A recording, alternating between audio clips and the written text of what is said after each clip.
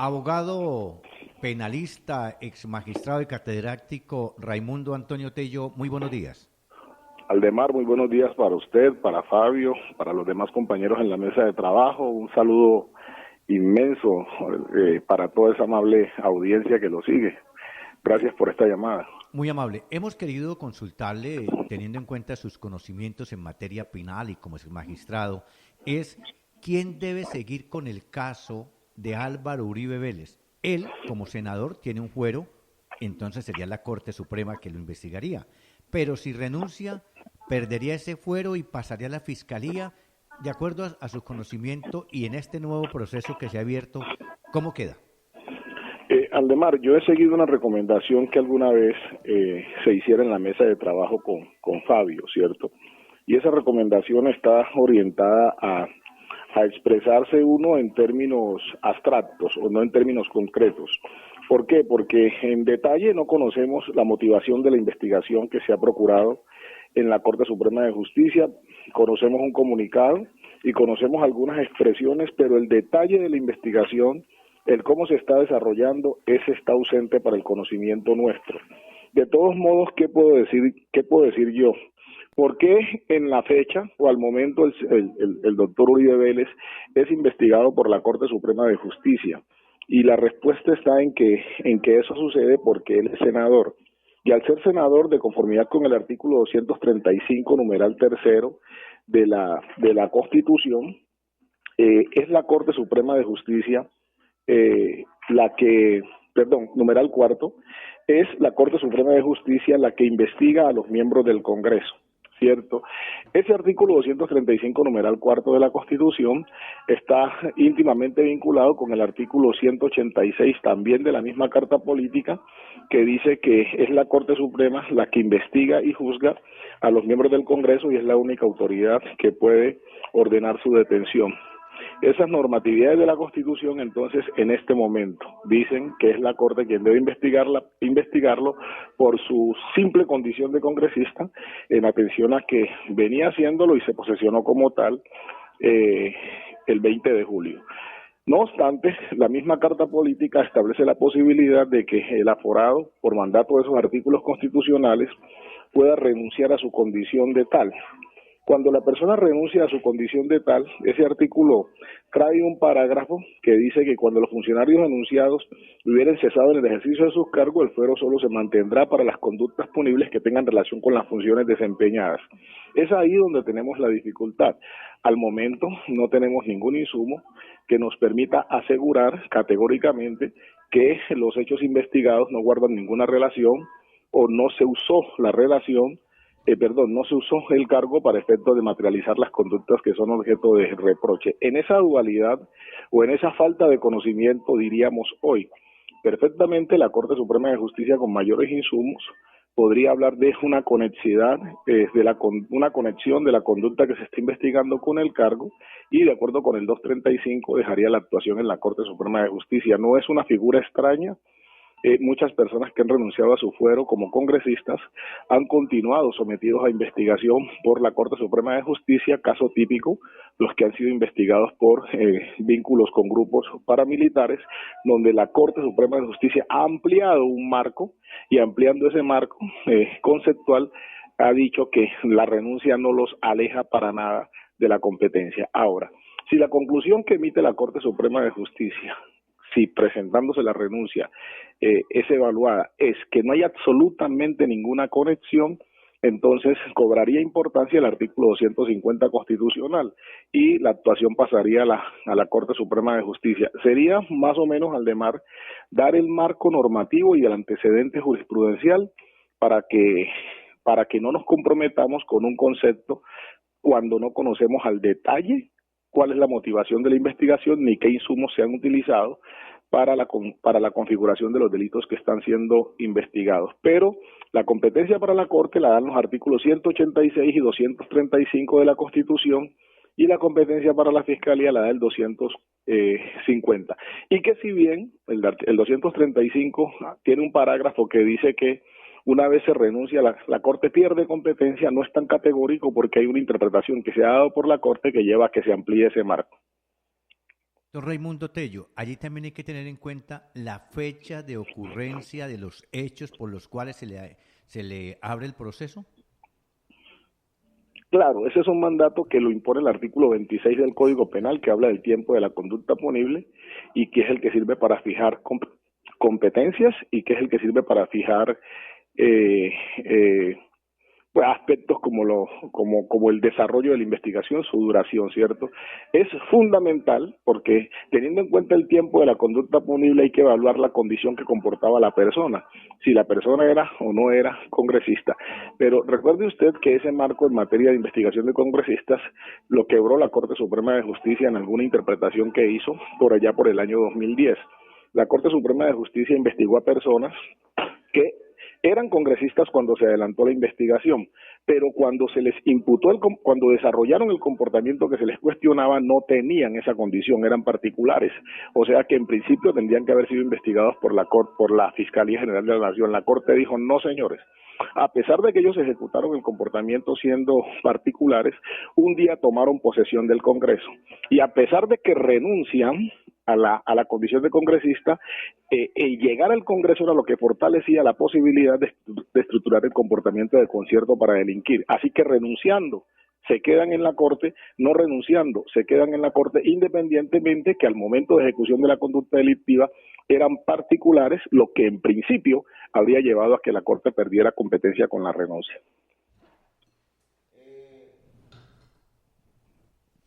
Doctor Tello, tenga buenos días. Le habla Fabio Larraondo.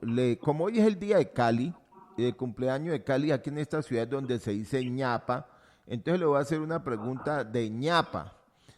Resulta que queremos saber, los que no conocemos de leyes, si en su calidad de expresidente, Álvaro Uribe Vélez tendría otro fuero especial o se le mide únicamente con el de congresista. Esa pregunta, Fabio, y un saludo, esa pregunta, Fabio, está íntimamente conectada con la que formulaba Aldemar, con el artículo 26 del Código Penal que habla del tiempo de la conducta punible. Por eso es importante establecer en qué fecha se ejecutó el comportamiento delictivo. Si lo que se está diciendo es que el comportamiento delictivo se ha ejecutado en 2014 o 2017 o 2018, en todo caso después del 7 de agosto del año 2010, el doctor Álvaro Uribe no ostentaría la condición de presidente para ese momento y en consecuencia no le sería aplicable a él el artículo 178 de la ley de la Carta Constitucional en asocio del 174 y 175. O sea, no habría ninguna posibilidad de esgrimir para lo que se está compulsando copias la condición de presidente y por esa vía dar fuero. Vuelvo a insistir, lo que delimita la línea ahí es cuando se ejecutó la conducta que es objeto de reproche y según lo que se ha dicho, por eso atendiendo tu manifestación alguna vez en mesa de trabajo, digo, estoy hablando en abstracto, no estoy siendo categórico, según lo que se nos ha dicho por los medios de comunicación y alcanzamos a captar al presidente de la Sala de Casación Penal de la Corte, los hechos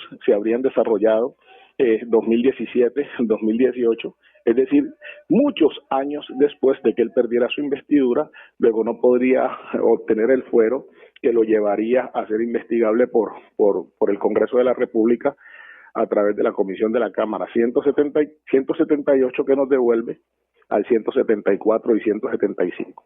Sí, señor, usted tiene toda la razón. En un comunicado que saca precisamente la Corte ayer en la tarde, deja muy claro eso de las fechas y da a entender que los últimos hechos que dice usted son de reproche, para mí son de investigación, vienen después que se profiriera un fallo que dejó por fuera al senador Cepeda y que de allí en adelante hubo unas llamadas para tratar de manipular unos testigos por personas interpuestas. No fue directamente Uribe, sino que dicen ellos que actuaron en ese momento. Es decir, que juega mucho lo que usted dice de los tiempos y lo felicito porque está muy aplicado.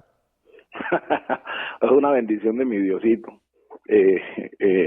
Estar uno como juiciosito siempre, pero además bendecido por la oportunidad que brindan ustedes de poder dar el pensamiento que se transmite recurrentemente en la universidad sobre temas de derecho penal y fundamentalmente de procesal penal constitucional. interrogante, doctor Raimundo Tello, aprovechando esos conocimientos y como catedrático. Estamos en Colombia en un limbos y caos jurídicos cuando no está como muy claro y delimitado dónde va la Corte, hasta dónde va la Corte, dónde está la Fiscalía, dónde está la Justicia Especial para la Paz. ¿Cree usted que se hace necesario una verdadera reforma a la justicia en Colombia para determinar alcances y competencias y evitar lo que llaman algunos choques de trenes? Aldemar, yo he sido del pensamiento, y no solamente ahora, lo he expuesto en otras oportunidades a través de Viva las Noticias, ¿cierto? Lo he expuesto a través en otras oportunidades, que el populismo punitivo nos está haciendo mucho daño porque siempre estamos respondiendo a momentos que se estén viviendo en el país. Yo sí pienso, Aldemar, que las competencias están debidamente delimitadas, ¿cierto? Por eso estoy expresándome con normas de la Constitución. Me estoy expresando con el artículo 235 más el artículo 186 para decir que a los miembros del Congreso, por ejemplo, los investiga privativamente la Corte Suprema de Justicia. Ella los investiga, ella los juzga con un procedimiento que es el de la Ley 600 del año 2000, que ha sido adecuado con actos legislativos y con jurisprudencia de la Corte Constitucional para que se creen las dobles instancias. O sea, eso está regulado. El artículo 250 de la Constitución hace mención de la Fiscalía General de la Nación y haciendo mención de ella dice cuál es la competencia de la Fiscalía General de la Nación. Situaciones excepcionalísimas se han presentado y se presentaron fundamentalmente con el caso del concierto para delinquir con grupos paramilitares, pero ahí la Corte Suprema de Justicia por mayoría dejó delimitado cuando el congresista que cesa en sus actividades, que renuncia al cargo, pasa a conocimiento de la Fiscalía y cuando la actuación queda en manos de la Corte. O sea, sí hay jurisprudencia abundante en esos sentidos. Es bueno el ejercicio que estamos haciendo porque, vuelvo a insistir, no somos categóricos y la razón por la que no lo somos es porque no conocemos los hechos. Estamos haciendo mención de lo que nos han referido los medios de comunicación, por eso nos fijamos una postura definitiva en nuestro pensamiento de dónde debería quedar la actuación. Pero eso no significaría, Aldemar, que hay un limbo de discusión. La JEP tiene su competencia debidamente delimitada, pero todos tenemos un órgano de control que es la Corte Constitucional que debe hacer las precisiones pertinentes, pero también lamentablemente por el populismo punitivo tenemos la influencia de algunos opinadores nacionales que a veces llevan al desquiciamiento. Yo sí pienso que apegados a la Constitución, las reformas que ha tenido, y a que se asuma la madurez de tomar las determinaciones de acuerdo con ella y con la jurisprudencia, tenemos claridad absoluta de cómo se deben desarrollar las investigaciones y que ojalá no se cediera en respuesta pues a algún tipo de presión nacional o internacional.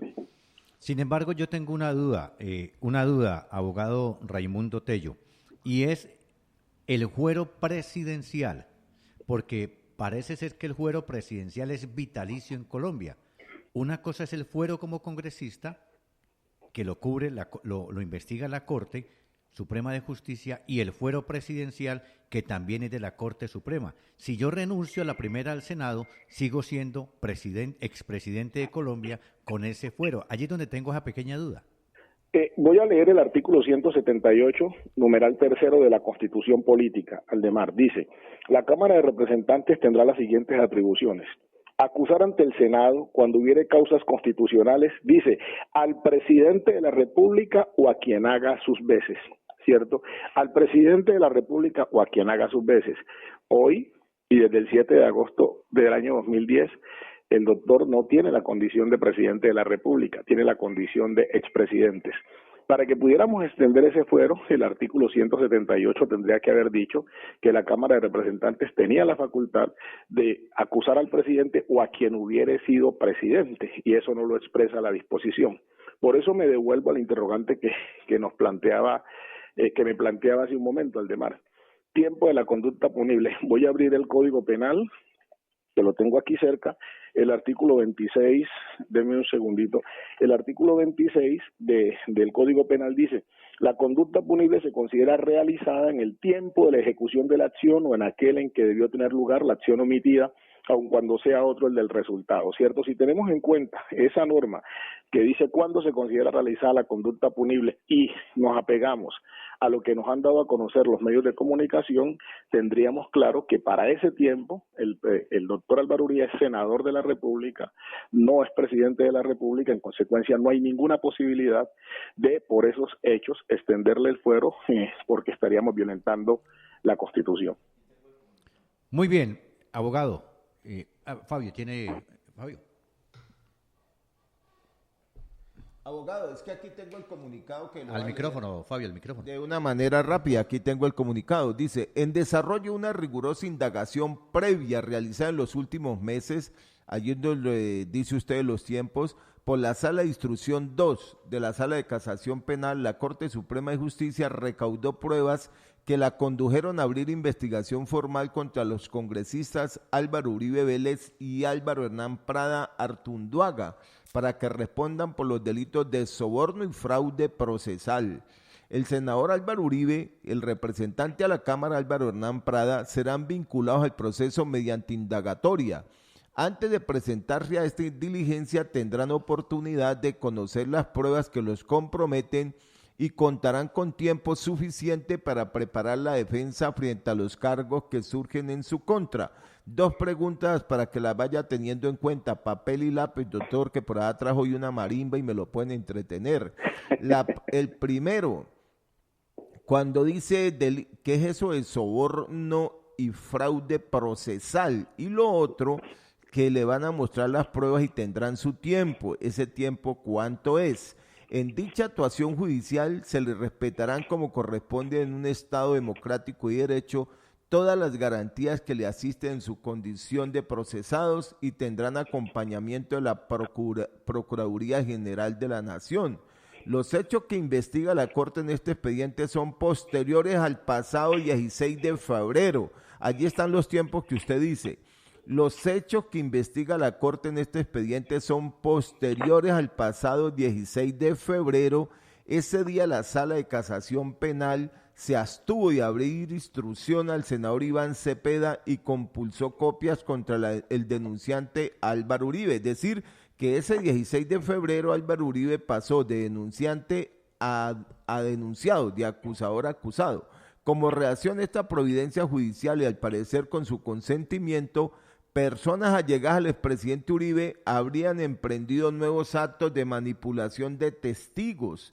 En la indagación preliminar ordenada el 22 de febrero para corroborar estos últimos hechos, la Corte halló elementos de juicio para iniciar este proceso en el que los congresistas Uribe y Prada deberán responder por los mencionados delitos.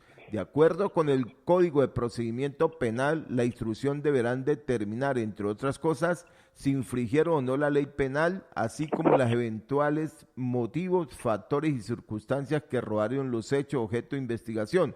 De ahí sigue pues una serie de consideraciones, pero lo clave que yo quería leerle era esos dos, que las investigaciones son posteriores al 16 de febrero y que dice que le mostrarían las pruebas, y lo otro que se tomarían su tiempo. ¿Cuál es el tiempo? Es válido mostrar las pruebas, y lo otro es a partir del 16 de febrero, es decir, lo que usted dice, los tiempos de la investidura presidencial. Tiene la palabra doctor Raimundo Tello. Gracias, Fabio. Fabio, entonces, partiendo de febrero del año, entenderíamos, de febrero del año 2018, tendríamos absolutamente claro que no ostentaba la condición de presidente de la República, que ostentaba la condición de senador, eso lo decimos por la notoriedad, y en consecuencia sería investigable por las conductas que ejecutara como senador por la Corte Suprema de Justicia, salvo las precisiones que se hagan. Estamos hablando del momento que estamos viviendo, y en el momento de la renuncia evaluaría la Corte en qué forma los hechos se desarrollaron, si hubo incidencia o no hubo incidencia de su condición, para determinar si remite la actuación a la Fiscalía o se queda con la actuación. Como no nos dan detalles del desarrollo de la investigación, no lanzamos otro juicio. En relación con que la persona pueda conocer las pruebas que reposan en su contra, debo decir, el artículo 29 de la Constitución Política nuestra, que es del año 1991, en el inciso cuarto dice que la persona que es objeto de investigada goza de la presunción de inocencia, tiene derecho a conocer y a controvertir las pruebas que reposan en su actuación. Las investigaciones que se adelantan que se adelantan en la Corte Suprema de Justicia, no se orientan las investigaciones contra congresistas, no se orientan por la ley 906 de 2004, que es la ley del sistema acusatorio, sino que se orientan por la ley 600 del año 2000, que es el código que estamos dejando de lado, que es, académicamente lo llamamos el código con tendencias del sistema inquisitivo. En ese código, el artículo 323, cuando habla de la investigación previa y cuando el 330 habla de la instrucción, dicen que esas actuaciones son reservadas, pero esa reserva va hacia la comunidad, no a las personas que están siendo objeto de investigación. Eso lo ha aclarado abundantemente la Corte Constitucional. Voy a citar únicamente el último pronunciamiento, que es la sentencia C096 de febrero 11 del año 2003. Ahí la Corte Constitucional dejó aclarado que la persona que es objeto de investigación, así sean previas, tiene derecho a ser notificado que está siendo investigado y además a conocer los soportes probatorios que reposan a su contra antes de, si él lo requiere, antes de ser sometido a algún tipo de investigación de carácter penal. O sea que no está diciendo el comunicado nada distinto a lo que dice la ley, recogiendo pronunciamientos de la Corte Constitucional como el que acabo de citar, asociado al artículo 300, asociado al artículo 323 y 330, y podríamos citar otra sentencia, Fabio, que es la C836 de octubre 8 del año 2002. Ahora, en lo que guarda los tiempos para el desarrollo de la investigación, eso está regulado en la ley 600 en el artículo 329.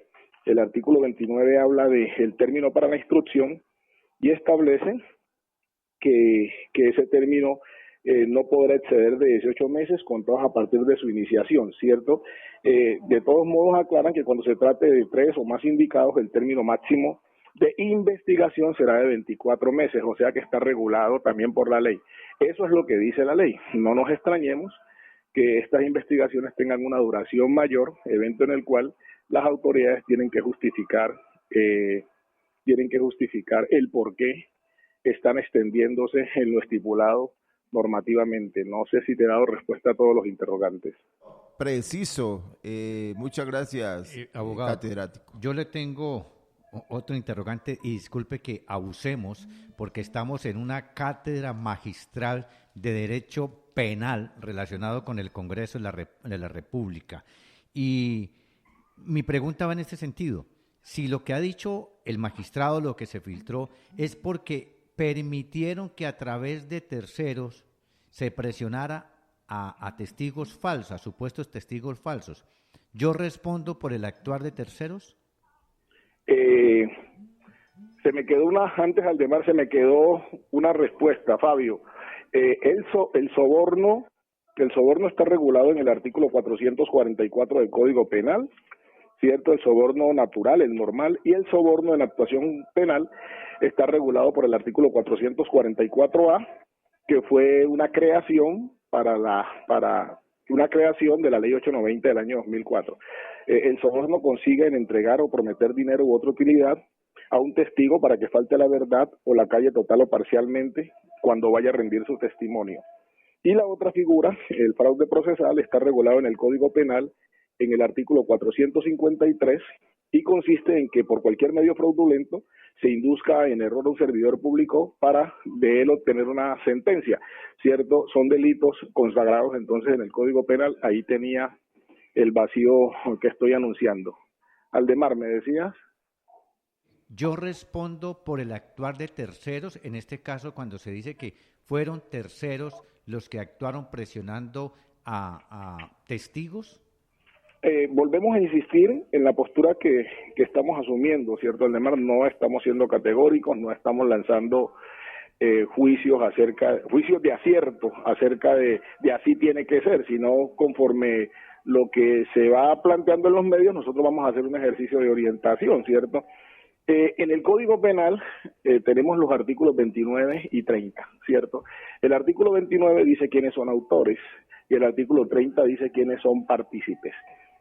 Voy en esta vez a ser literal. Dice el artículo 29 del Código Penal: es autor quien realice la conducta punible por sí mismo o utilizando a otro como instrumento, ¿cierto? No es el caso, es una figura que se llama autoría inmediata y lo que nos preocupa, lo que nos llama la atención es que cuando nos hablan de autor es la persona que realiza la conducta. Sin embargo, el artículo 29, inciso 2, habla de la coautoría. Dice, son coautores los que mediante un acuerdo común actúan con división de trabajo criminal, atendiendo la importancia del aporte, o sea, la posibilidad de que varias personas desarrollen lo que es la conducta que se encuentra definida por el legislador como comportamiento delictivo. Pero además existe la figura de la participación y los partícipes son el determinador y el cómplice.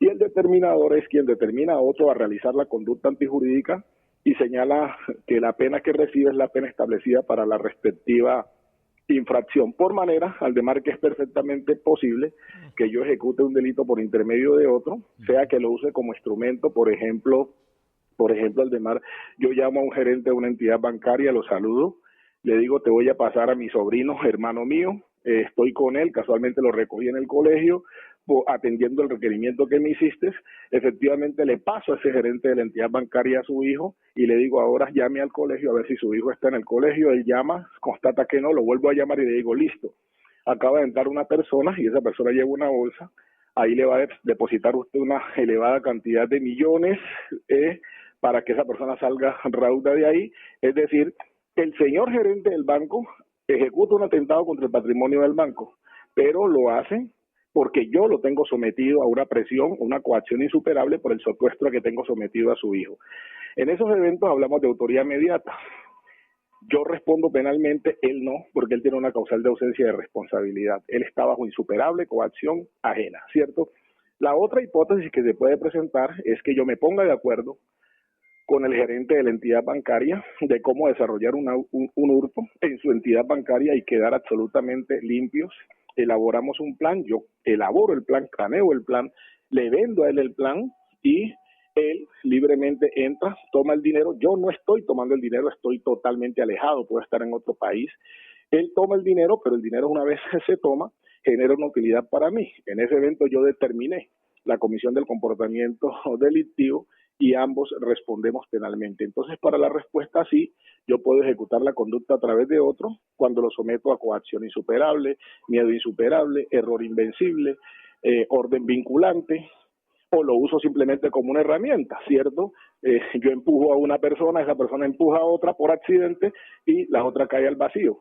El del medio, el que yo empujé, fue solamente el instrumento que yo utilicé para mostrarme ajeno a la caída de la persona. Eso se llama autoría inmediata, solo respondo yo. Pero cuando yo me asocio con la otra persona, que es la que ejecuta el comportamiento delictivo, tanto él como yo respondemos penalmente. Ahora sí, la ñapita, como decía Fabio, en todo proceso hay una etapa de indagatoria. Allí, Sí. ¿esa es la mejor oportunidad para una defensa? Casualmente, Aldemar, en clases nosotros decimos, el artículo séptimo, tanto de la ley 600 como la ley 906, que son los códigos de procedimiento penal, como el artículo 29, inciso cuarto de la Constitución, dice que toda persona se presume inocente. Y yo quisiera volver al código, ¿cierto? Aldemar, ya que usted me lo permite, yo quisiera volver al código para leerlo textualmente, o textualmente, ¿qué es lo que dice el artículo séptimo? Dice, toda persona se presume inocente y debe ser tratada como tal mientras no quede en firme decisión judicial definitiva sobre su responsabilidad penal. ¿Cuándo se abre una investigación? Se abre una investigación cuando al parecer están dados los elementos para concluir que existe conducta delictiva, pero esa manifestación está cobijada por la presunción de inocencia. ¿Y contra quién se abre investigación? Contra una persona que se tenga individualizada o identificada, ¿cierto? Pero también está cobijada por la presunción de inocencia. Lo que quiere decir es que se ha abierto una actuación porque los mínimos, Aldemar, ya se encuentran en la investigación para avanzarla y garantizarle a esa persona que pueda ejercer su derecho a la defensa, para que haga las claridades, que fue lo que en el comunicado que me leía Fabio, en extenso, sin que fuera necesario, quiso dejar sentado el presidente de la Sala de Casación Penal. Miren, comunidad, estamos abriendo un proceso, vamos a llamar a unas personas, pero esas personas en esta oportunidad van a conocer qué es lo que hay en su contra y van a ejercer su derecho a la defensa, se presumen inocentes. O sea que ya le están dando la opción real de que ejercite su derecho a la defensa. Gran momento, gran oportunidad que no debería estar generando, si no fuera porque es el expresidente, no debería estar generando el ruido que ha generado, porque simplemente con los mínimos se le está vinculando una actuación al Aldemar. Pues, abogado Raimundo Tello, penalista, magistrado y catedrático, muchas gracias. Feliz día. El que tengo que agradecer, como siempre, soy yo por esta magnífica oportunidad que me brindan de comunicarme con esa amplia audiencia. Aldemar, muchas gracias. Fabio, muchas gracias a todos en la mesa de trabajo y un saludo especial a toda la amable audiencia. Gracias. Muy amable, abogado Raimundo Antonio Tello, magistrado, ex magistrado por estos conocimientos y aportes a este debate jurídico. Es un sabio. Mire, Aldemar, aquí está el minuto y 3 segundos que se gastó Iván Duque en hablar sobre el particular. ¿Lo quiere oír? Sí, porque ya vamos con don Roberto Ortiz. Vamos a escuchar lo que ha dicho Un minuto. Iván Duque, presidente electo de Colombia.